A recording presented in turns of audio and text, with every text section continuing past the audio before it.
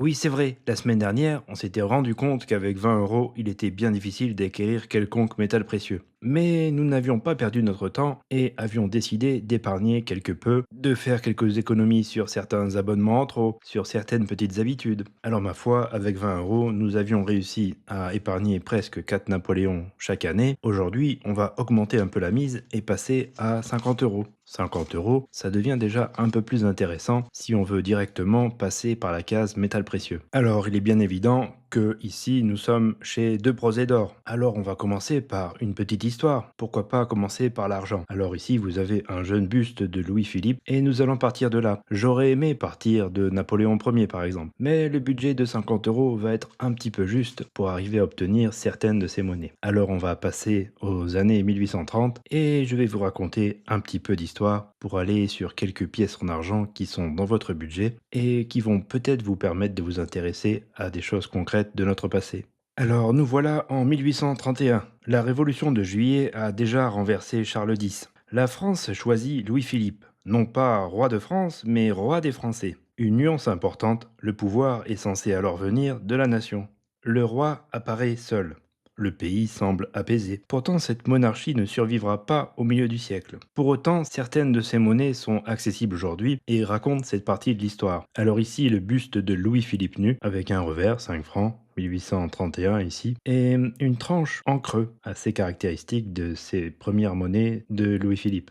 Alors, suite à ça, quelques années plus tard, bien sûr, le roi va prendre ses aises et nous nous retrouvons avec des monnaies avec couronne de laurier et quelques fastes supplémentaires. Pour autant, c'est toujours une 5 francs, nous sommes à peine 2 ans plus tard, et ici la tranche n'est pas en creux, mais le relief ressort. Après ce règne, il ne faudra pas attendre très longtemps pour une petite révolution supplémentaire. En février 1848, Paris se soulève. Louis-Philippe abdique. La Deuxième République est proclamée. La République choisit d'abord ce design, Hercule, qu'on retrouve juste après la Révolution. Ici, vous avez une monnaie de 1848, un type assez commun, assez courant, que vous allez pouvoir peut-être trouver dans votre budget. C'est aussi une époque où la France cherche de nouveaux symboles. Et l'on va voir arriver la Cérès, une déesse des moissons, un symbole de paix, de travail et d'abondance.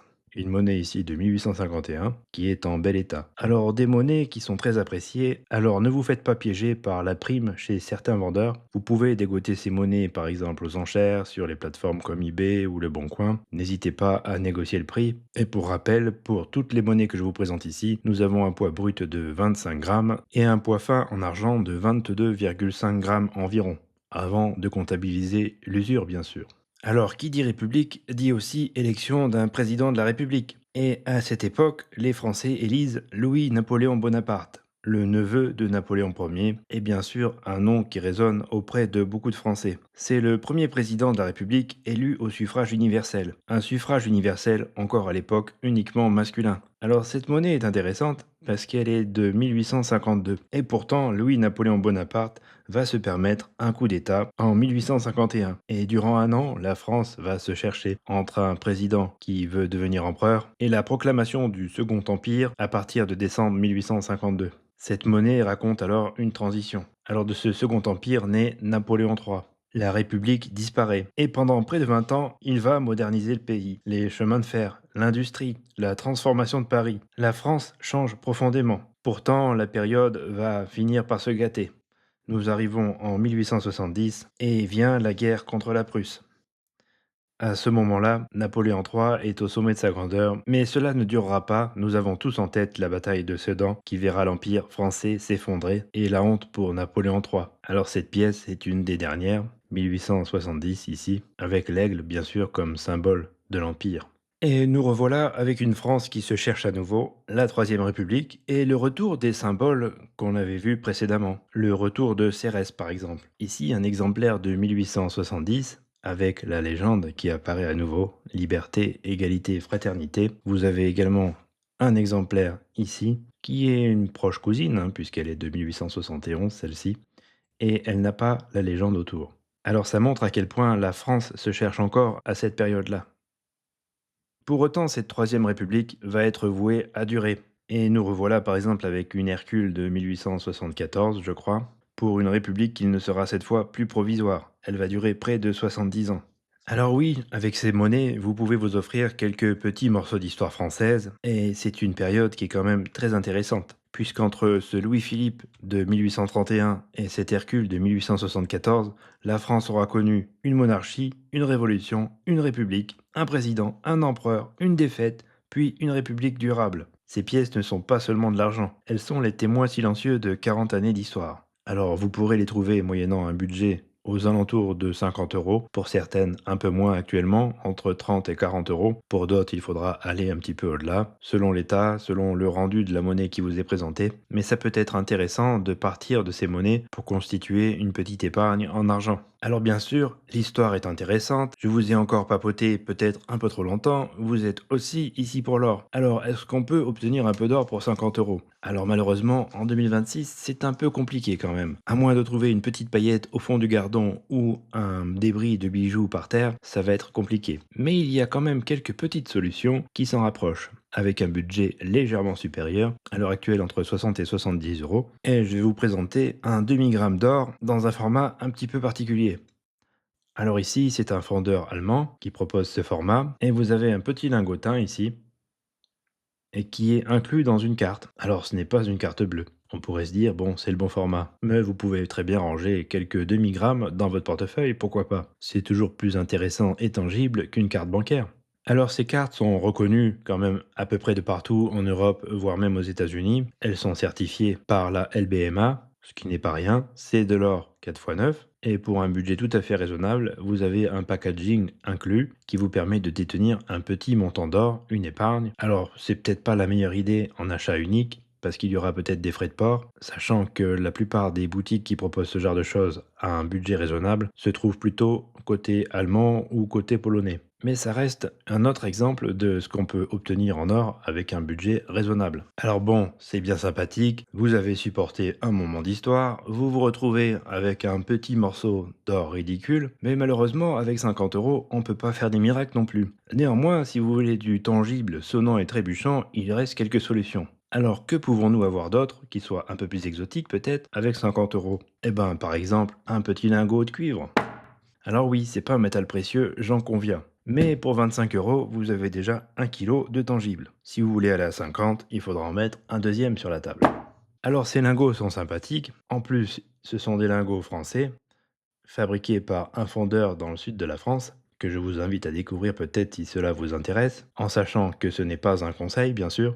Ce métal est avant tout un métal industriel. C'est un métal d'avenir, nous le savons tous. Il se trouve à peu près partout dans ce que nous possédons. Et puis ma foi, c'est un concept assez original.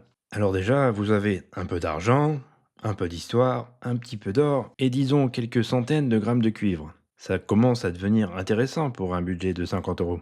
Mais disons que comme nous sommes dans un petit cabinet des curiosités, récemment j'ai fait une petite découverte avec les amis du Discord, à savoir un autre métal qui n'a absolument rien de monétaire, le titane, et dans un design très français. Alors ici, vous avez une once de titane au design de la Marianne Koch.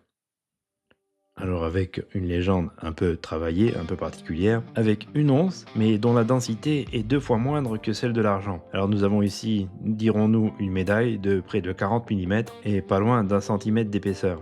Alors quel intérêt à détenir ce métal? Eh bien ma foi, la curiosité pour commencer, puisque c'est quand même assez peu commun, et puis c'est un métal qui est quand même très intéressant. Il est biocompatible, il résiste extrêmement bien à la chaleur, c'est un métal spatial, un métal des hautes technologies, et dirons-nous, un métal probablement d'avenir.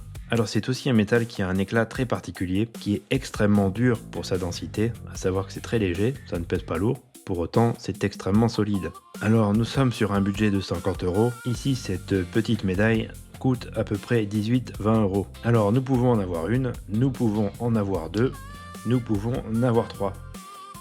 Alors pourquoi plusieurs? Eh bien déjà, pour une petite anecdote intéressante, ce métal est absolument inerte, il ne fait aucun bruit, aucune résonance, il absorbe simplement le son, ce qui nous donne un bruit assez particulier. On a l'impression de manipuler des pierres ou de la céramique.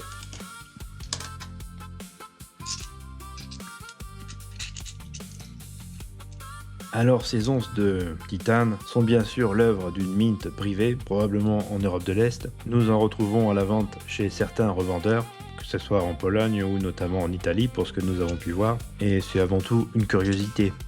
Pour 50 euros, c'est peut-être pas le meilleur placement que vous puissiez faire. Mais si vous êtes curieux, que vous voulez approfondir le sujet des métaux au sens large, qu'ils soient précieux ou de par leur utilité, pourquoi pas vous intéresser à ce genre de choses. Alors oui, c'est peut-être pas grand-chose de pouvoir obtenir qu'une seule de ces monnaies, un tout petit lingotin, quelques onces originales et très exotiques. Alors ici, c'est une représentation française, mais vous avez aussi des dragons chinois et d'autres types de design. Vous pouvez avoir un peu de cuivre, et le gros avantage, c'est que ce papier ici, vous ne le détenez plus. Vous l'avez échangé contre quelque chose qui va durer dans le temps. Et ça, c'est quand même l'intérêt du sujet ici. Alors, que dire de plus? Eh bien, la semaine prochaine, nous irons peut-être au-delà pour s'approcher d'un budget proche des 100 euros. Et là, nous allons pouvoir ouvrir certaines portes qui jusque-là n'étaient pas accessibles. Alors, je vous souhaite une bonne soirée et à très vite pour la prochaine.